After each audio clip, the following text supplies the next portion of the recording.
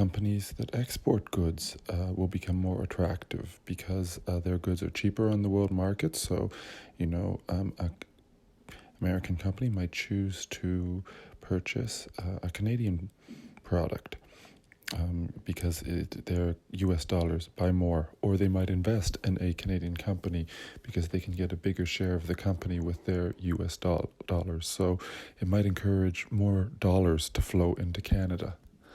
Now, on the other hand, what is it good when the Canadian dollar is strong? Well, because we can import more raw materials and we can make more things out of that. When the Canadian dollar has been strong, some Canadian tourists have entered sort of New York State and other border territories and done some cross-border shopping, and they can buy more money. It is a benefit for Canadians who are traveling. If a Canadian business is looking to acquire or merge with another company, doing so when the Canadian dollar is strong is good. So, it's one of those things where there's good sides and there's bad sides. And so, you might, for example, in 2009, right after the Great Recession, the Canadian credit industry, it was a bit tighter. They didn't take as many risks as the U.S. system did. So because of that, the damage was a little more controlled because of the actions of the Bank of Canada. And as a result, Canada was not as affected as greatly as the U.S. and other parts of the world. And, as a result, the Canadian dollar rose a little bit over par, and, it was a sign of a good economy. But, just be aware that, there's some good reasons, if you were buying American parts to produce something, that you would want a strong Canadian dollar. On the other hand, perhaps if you were producing goods that you were selling overseas, you would want it to be weaker. And just go over that table and make sure, you understand, the pros and cons of an exchange rate.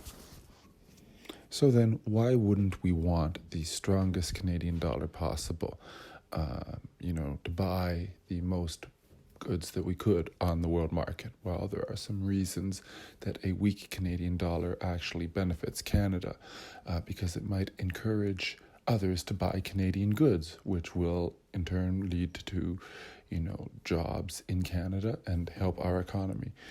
For example, in the 90s, the Canadian dollar was a little weak, and the film industry really took off in Toronto and Vancouver, and it became a big employer. American film companies could come to Canada, and they could invest in the Toronto film industry, and their dollars would go further.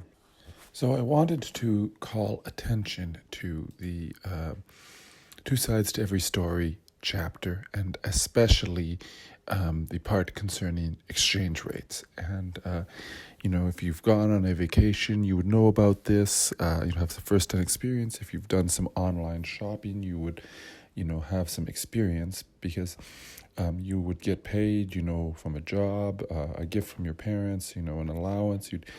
You would be paid in Canadian dollars, and yet you are spending American dollars, most likely, or perhaps another currency.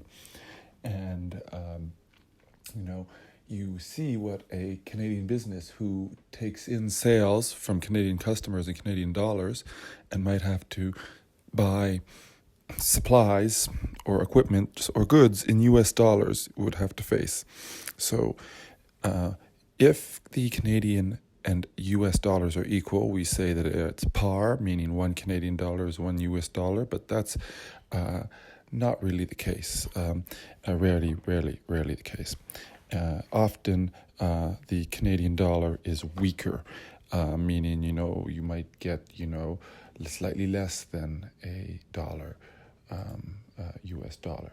For example, at the moment, you can get about 75 US cents for each Canadian dollar. So right now we have a weaker Canadian dollar. So if you were buying a pair of, shoes that were $100 on eBay, you would have to pay, 133 Canadian dollars. And, your purchasing power is a little less.